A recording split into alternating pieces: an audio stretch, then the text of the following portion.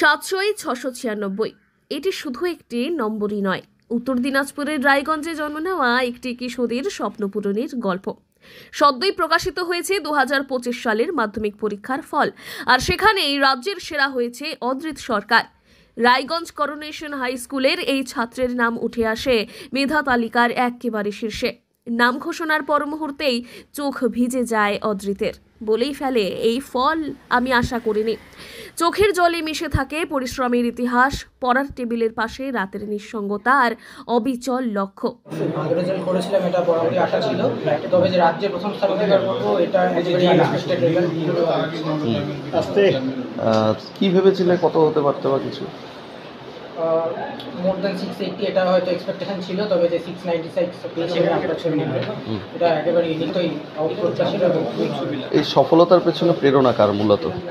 আরে ভাই দাঁড়াও না। মূলত সকলেই মেনলি হচ্ছে যারা আমাকে ছোটোবেলা থেকে ইন্সপায়ার করেছে, ইনফ্লুয়েন্স করেছে, বাবা মা এবং দিদি, তাদের শিক্ষাকে পাথেয় করে হয়তো আজকে আমি এই রেজাল্টে উপনীত হয়েছি।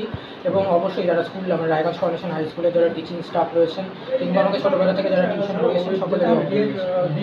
তুমি লেখাপড়া ছাড়া নিট কিংবা জয়েন্ট এন্ট্রান্সে উত্তীর্ণ হয়ে চিকিৎসক কিংবা ইঞ্জিনিয়ার হওয়ার স্বপ্ন রয়েছে তার ভবিষ্যতে।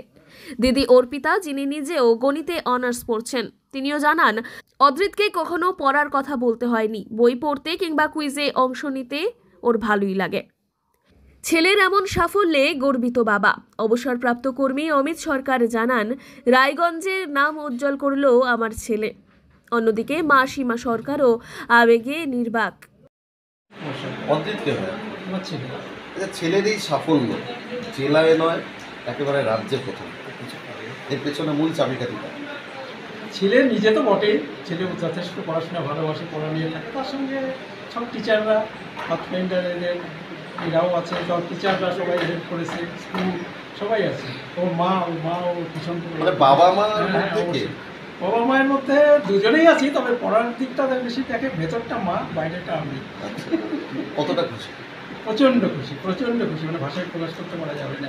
এবারের ফল প্রকাশ হয়েছে মাত্র 70 দিনের মাথায়। মেধা তালিকায় রয়েছে 66 জনের নাম। পাশের হারে শীর্ষে পূর্ব মেদিনীপুর, তারপর রয়েছে কালিম্পং, কলকাতা, পশ্চিম মেদিনীপুর।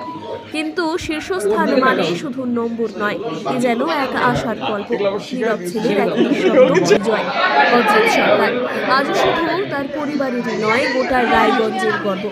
আর ভবিষ্যতের হাজারো শিশুদের কাছে সে এক জীবন্ত অনুপ্রেরণা। উত্তর দিনাজপুর থেকে রিপোর্ট, বাংলা।